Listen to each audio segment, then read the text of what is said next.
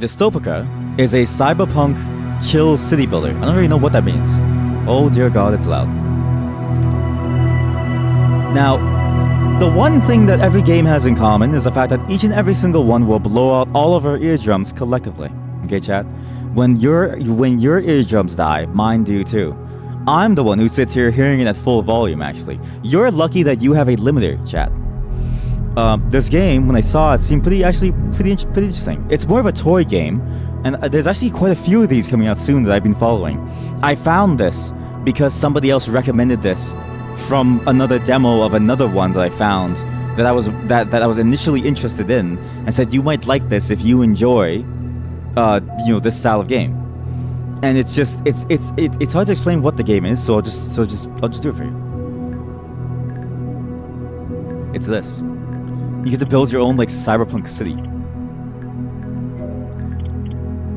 There's something very weird about this concept that I'm surprised just constantly pops up. What the hell is that? Bulldoze. Down? No, up. And it's fascinating because you get a lot of games of this type, where they're really based around building a chill place. There was another I guess more well-known contemporary, which I forgot the name of. And it's strange how large the market is because of how much variety there is in these titles. For instance, demolish you. There was one where you just play and you build your own room, your own computer room, where you play your games and you watch me from. That one got surprisingly popular. My wife played that for a bit, and she said, "Yeah, it's fun, just a moment just to hang out." And it's interesting to sort of see these things pop up every now and then because you don't really expect these things to do very, very well, in the sense of what more can you do with them, right? But holy shit, there's small vehicles. There's small vehicles. Dear God, it's loud.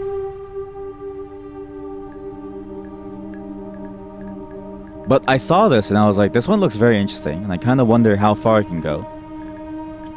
But it seems like it's mostly just a toy. But my hope initially when I did check this out was to have it be something, very similar to a dwarf romantic, but with a more cyberpunk flair. In general, I like the cyberpunk setting a lot.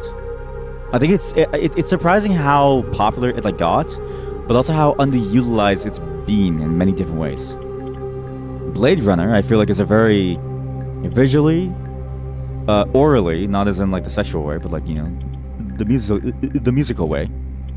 Interesting title, interesting movie, interesting world, universe, that we don't really see many attempts at building something like that, except for from small indie developers and from CD Projekt Red, which is interesting, to say the least. Like that one demo that we played, Out of Action, which I think really nailed this aesthetic very, very nicely in a first-person shooter form. And obviously cyberpunk, but it's more, it's influenced by it heavily, but it definitely has elements that are more grounded, that come from the lore of the board game, right? And then you get stuff like this that just says hey, we're gonna build a fun toy to build a cyberpunk city. I wonder if we can build Arasaka Tower or something. I don't know. I feel like the thing that really screams excess and power is a beehive, a honeycomb. If only I could remember how to make a honeycomb. And actually, these shapes are incorrect. You need the right shape to make a honeycomb. Well, maybe I can. Wait. Maybe I can.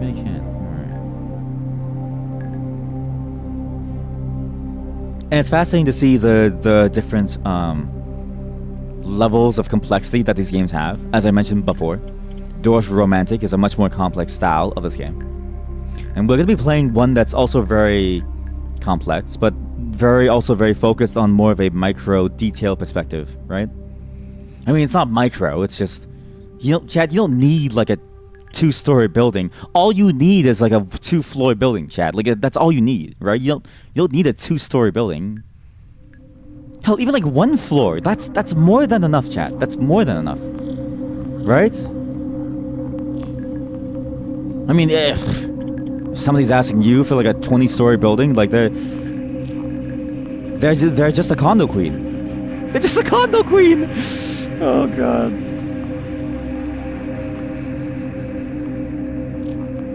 They're just a condo queen.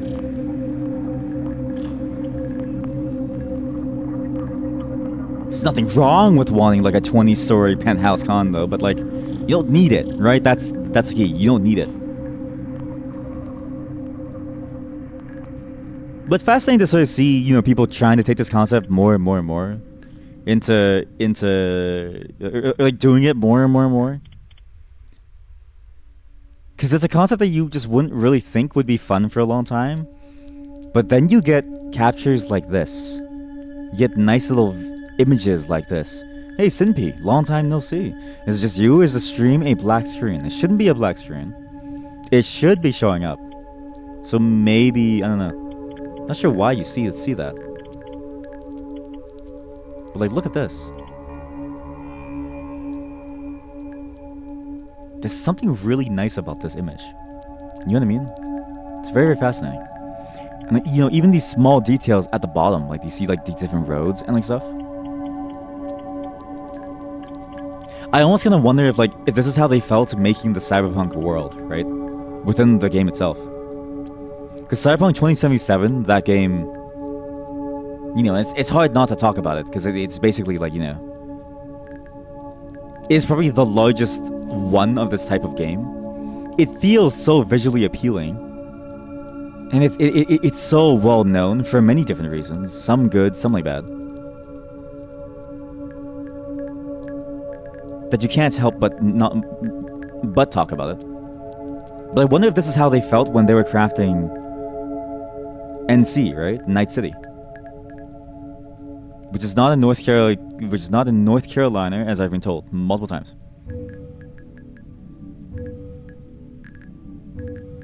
Because when you get really high up in the game, you actually get a very similar view to like this. This oppressive, almost like brutal, like totalitarian.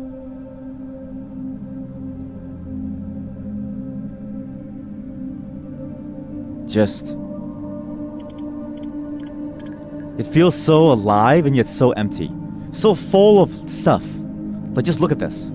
So full of everything. And yet so empty.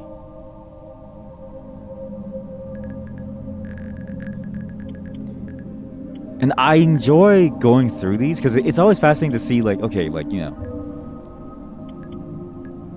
what different types of ways people take this genre and like where it could go. And it always shows the potential of something like this, I think. Like, I like games like Anno 1404 and stuff too, right? But those games tend to have too many things to think about, too many things to worry about on like a strategical level. With stuff like this, it's nice to just kick back and just create like a weird, deadly city. You know what I mean? It's a very cool look. You're going to sleep? No worries. Thanks for showing up and thanks for the raid again. Everyone, be sure to follow Lingji Plays. Not sure. Hopefully this thing works. There we go. Shut up. Be sure to follow them. Yeah, this is good. But again, because it's a toy, there's not much to it. So we're gonna end this here. The next one is gonna have a bit more substance, but this is all for the demo of Dystopika. I kind of hope the full one will have even more variations of things you can make, because as you can see, the problem with these things is that you have very limited amounts of things that you can make, because it's based on like a procedural generation system, right? What you combine around it, so it creates this like, you know, cluster of buildings or this like type of building and stuff, and what you get is luck of the draw, and as you go higher, it might build like certain different things in like stead. So I'm curious to see if they can expand on this concept more, because I do enjoy this a lot. It's mainly the aesthetic, right? And I always thought that like a more, I don't know, techno-futuristic city builder could be a much more fun thing to like play. Because you rarely, if ever, get city builders that are, focused on this like dense urban environment feeling, which I think is a mistake. I feel like there's a lot of untapped potential here. But that's all you can really do in this. So this is all for this demo.